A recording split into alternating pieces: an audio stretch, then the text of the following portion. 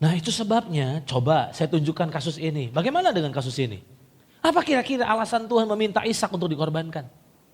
Waktu semalam saya renungkan ini, nggak main-main loh saudara, ujian Tuhan itu sama Abraham.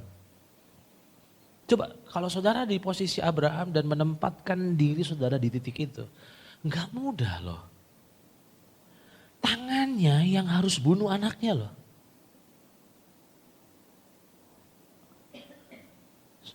Ini orang-orang tua yang punya anak, apalagi anaknya satu gitu. Kalau anak 5, 6 kayaknya gak apa-apa kali ya. Kalau anak satu itu pasti kerasa banget loh itu loh. Nah saudara bisa bayangin, ujian Abraham tuh gak main-main.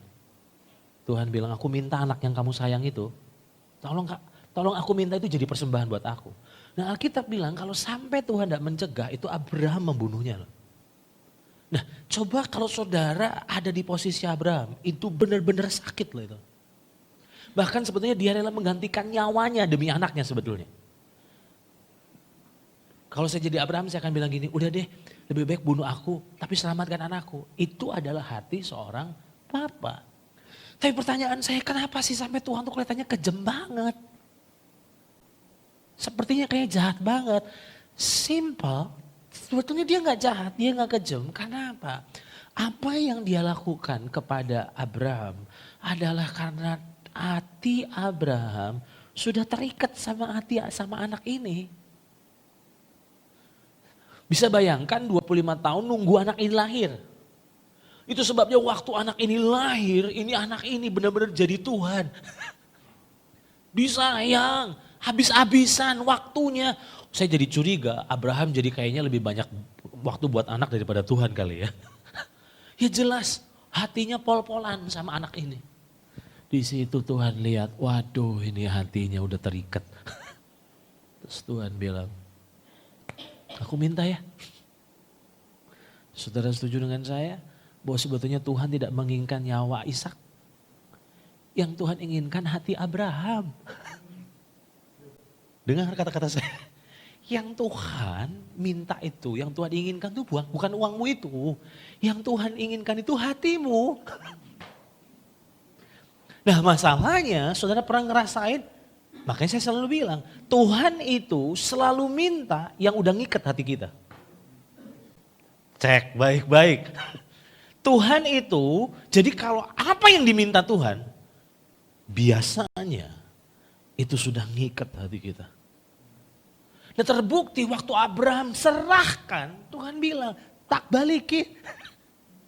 Karena sebenarnya goal daripada Tuhan dalam waktu menguji Abraham bukan nyawa daripada Ishak, tapi hatinya Abraham.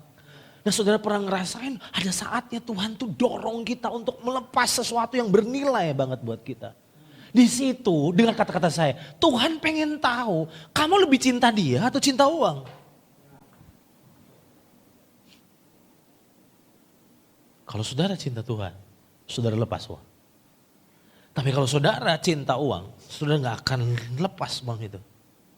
Jadi saya berharap, poin ini penting saudara, poin ini penting. Saat Tuhan meminta kita memberi, maka dia melakukannya demi kebaikan kita dan bukan bagi keuntungannya. Karena ada banyak orang Kristen berpikir, oh Tuhan tuh mau harta saya. Saya mau bilang, dia udah kaya. Terus saudara bilang gini, ya tapi kan gini, Tuhan butuh uang saya buat pekerjaannya. Dengar baik-baik. Kalau saudara enggak ngasih, Tuhan bisa gerakan yang lain kok. Saudara pikir bahwa kalau saudara terus enggak mau ngasih, terus akhirnya kiamat gitu. Tuhan bisa gerakan orang lain untuk bisa memenuhi kebutuhan itu sebetulnya. Itu sebabnya hari ini saya berharap kita ini enggak punya mata yang salah dalam memandang Tuhan. Karena selama ini kita selalu menilai Tuhan tuh kayaknya mata duitan ya Pak. Selalu minta terus saya mau bilang. Kalau dia minta berarti dia sedang membebaskan hati kita dari ikatan sama uang.